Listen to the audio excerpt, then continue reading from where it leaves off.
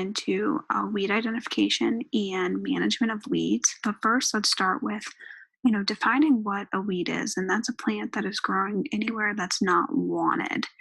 And weeds tend to be very successful at colonizing and proliferating in disturbed sites. Compared to native plants that are going to be growing, these weeds or areas that have been disturbed, let's say construction sites, anywhere that's being built up, all of those areas, which is a lot. Um, as soon as all of that topsoil is stripped, the first plants that are germinating are usually weed species or invasive weed species. And these species are very fast growing. They're fast growing and they compete with those native species that are more slow growing and more adapted to those sites. So some common steps in weed management: you first really have to figure out what weeds that you're dealing with and the correct identification. As we went over in the insects and mites and then disease management, you cannot properly manage any of these pests without knowing exactly what they are. With weeds, the product that we use is called an herbicide, but we can't determine what herbicide we're going to use until we know what kind of weed species it is, because it's going to depend on that weed species of what product that we will use. And then we have to also consider the impact of the weed and the impact of the product that we're going to be using on the weed as well. And then the life cycle of the weed. Is it an annual? Is it a perennial? Is it a biennial? And when should we apply that product to best destroy the root systems? As the weed biology influences the methods and optimal time for management strategies for decreasing weeds. You should also know the morphology, that structure and form of the weed, the life cycle, how it is developed. So first we need to really figure out that morphology. Is it a monocotyledon or is it a dicotyledon? A monocotyledon is one cotyledon or one embryonic leaf. So those are usually the grasses, sedges, and rushes. Usually with the monocots, they're going to have that parallel leaf venation pattern. It's not like a net-like leaf venation pattern as the dicotyledons will have. So that's a perfect identification of this. And they're not going to have a first set of true leaves. That first set of true leaves, as you can see it in the picture below, is whenever the leaves are actually forming what it's going to tend that leaf arrangement that a plant is going to have throughout its whole entire life. So if it's alternate, if it's opposite, whatever that might be, it's going to be established in the dicotyledons. And the monocotyledons, the first set of true leaves never actually develop, and it's just one set of one blade. So like I said, the monocotyledons are usually the grasses, sedges, and then rushes in the grass family in general.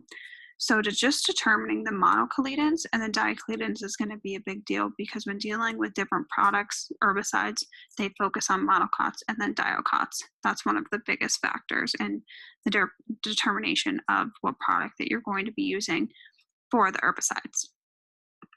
The dicotyledons has two cotyledons, and it's broadleaf plants. These also have vein-like leaf venation patterns, and we have a first true set of true leaves, which you could see in the bottom photo. And then we have weed classification for the life cycles. For annuals, they complete their life cycle from seed to seed in less than 12 months. So that's one total year that they're going to be producing their life cycle.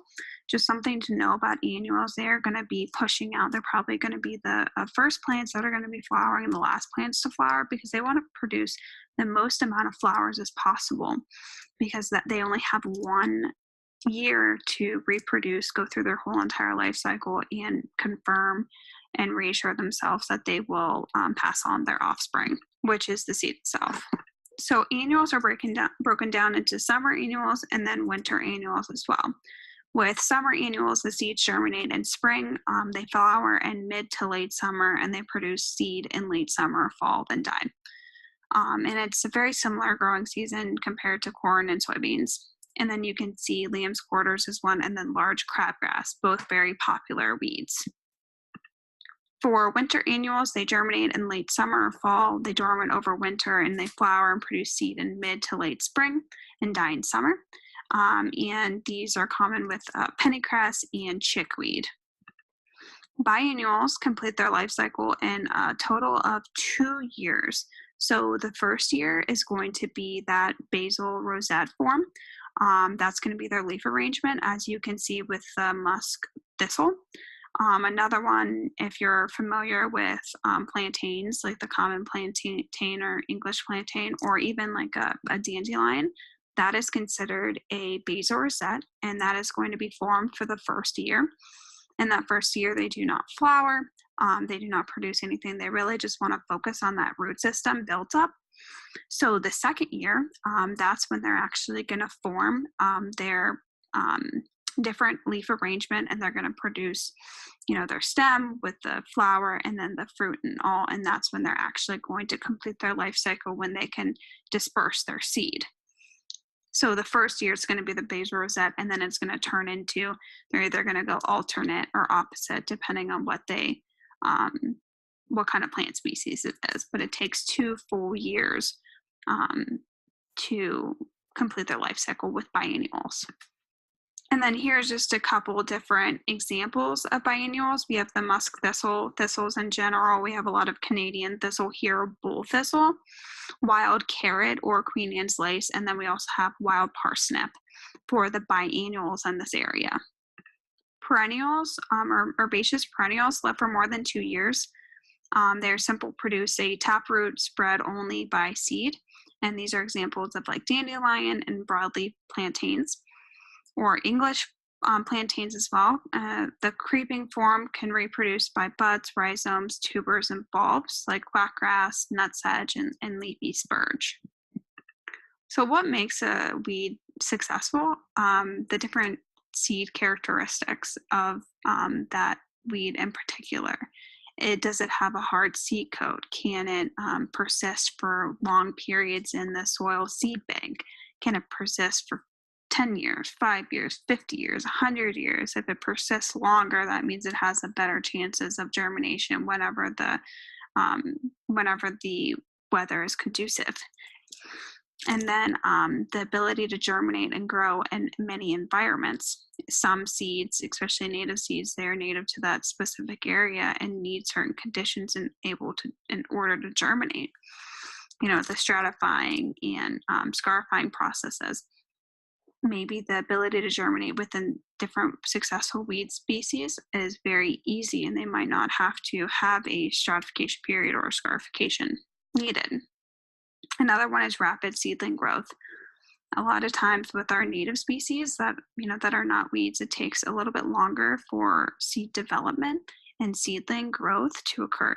With successful weeds, the seedling growth is very rapid, and a lot of times it's going to outcompete those native species, and it's going to have the most amount of sunlight because it has that's the highest plant in all of the different plants that are in that area. So a lot of times it shades out those native species. Also, the self-compatibility or easy to cross-pollination within itself, not needing another plant in order to pollinate itself, or pollinators to pollinate itself either. Vigorous vegetative reproduction as well, underground tubers, as we explored early in the semester. And then the ability to tolerate environmental stressors.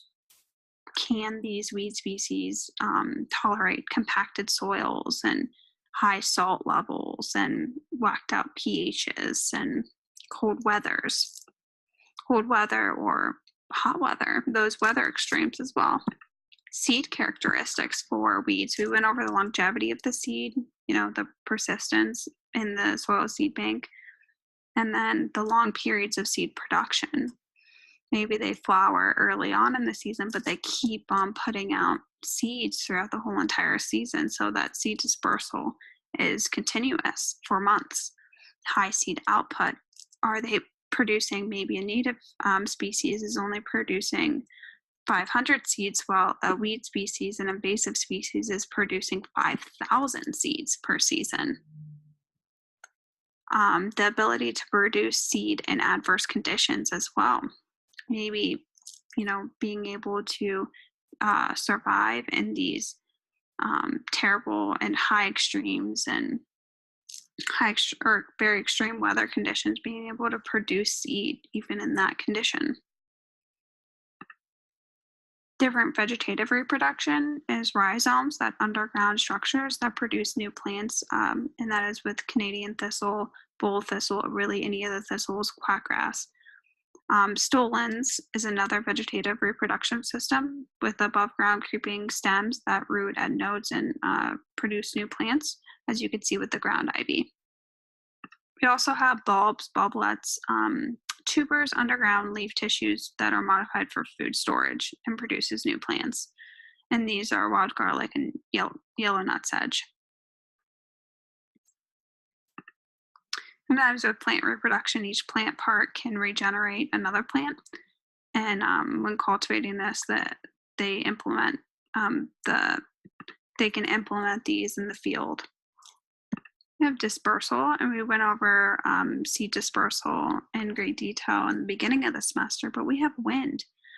We have different seed dispersals like the attachment of burrs and thorns and the sticky sensations and birds, how they're digesting and the excretion patterns with this.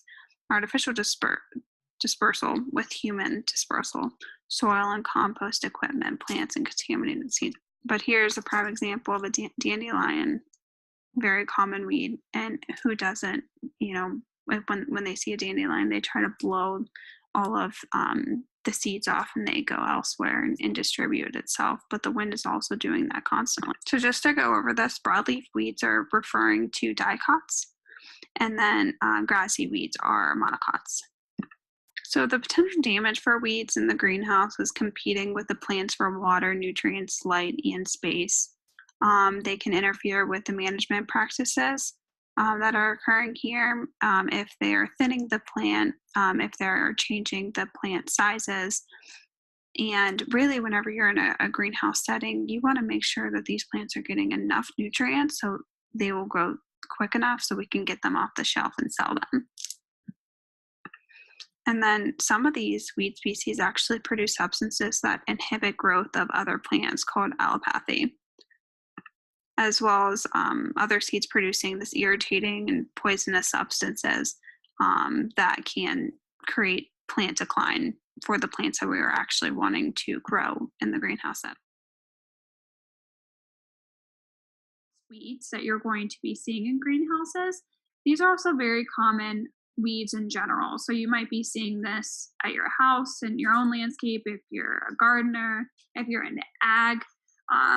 This is a big one in agriculture, also in the nursery industry as well. So with common chickweed, they have, to start off, it has an opposite leaf arrangement. The leaves are very pubescent to touch, so it has a lot of hairs that you're going to be feeling. And the flower is white with divided leaves. There's actually 5 petioles there, not 10, but each petiole is deeply divided or lobed. Common chickweed, I've heard it's very good. It's edible, so you can eat it if you would like, maybe to get rid of it because it spreads absolutely everywhere. And also, this plant germinates in November and matures by March. So applying that pre-emergent is going to be really important here, especially around this time when it's going to be germinating. So maybe applying that pre-emergent in October to your plants in the greenhouse. And as we discussed already, and if you guys don't know, a pre-emergent, you apply it before the plant has germinated. So it's a herbicide that you plant or that you apply before a plant is germinated. Say if you know a certain plant is going to germinate around a certain time, like common chickweed, how it germinates in November, you would apply it prior to November. So this is using that proactive approach, that proactive terminology keeps on coming up. And it's going to be very important for you guys to have that instilled in your brain, because we definitely want that proactive approach out of it, not the reactive, as we are commonly doing when we are just applying herbicides when they already emerge. So post-emergent, we want to do a pre-emergent here. Bittercress does look kind of similar to chickweed. It has green, deeply lobed foliage. And this reproduces by seed and germinates in fall and winter, but can germinate all year round. So you still want to apply those pre-emergence as quickly and as much as possible, depending on what the label says. This has opposite leaf arrangements. You could see how it's very lobed, the leaves, especially when it comes to the center stem. It has that lobed appearance almost as an elm, and this is also edible. Creeping wood sorrel is a perennial weed, so it's going to keep on coming back every single year. It commonly gets mistaken for clover because it looks like clover, how it has those divided leaf petioles, very similar to clover. But here we have yellow flowers and it has 5 petioles total. And it has very slender stalks growing as a creeping weed. Prostrate spurge is a creeping weed as well, and it's a summer annual. Prostrate spurge can be commonly identified by its hairy stems and pubescence on the leaves as well. It also has like this pink thumbprint almost, like a red print you can see in the photo, and that's a common indicator as well with the milky sap. Whenever you either pull a plant out or take a leaf off, the plant excludes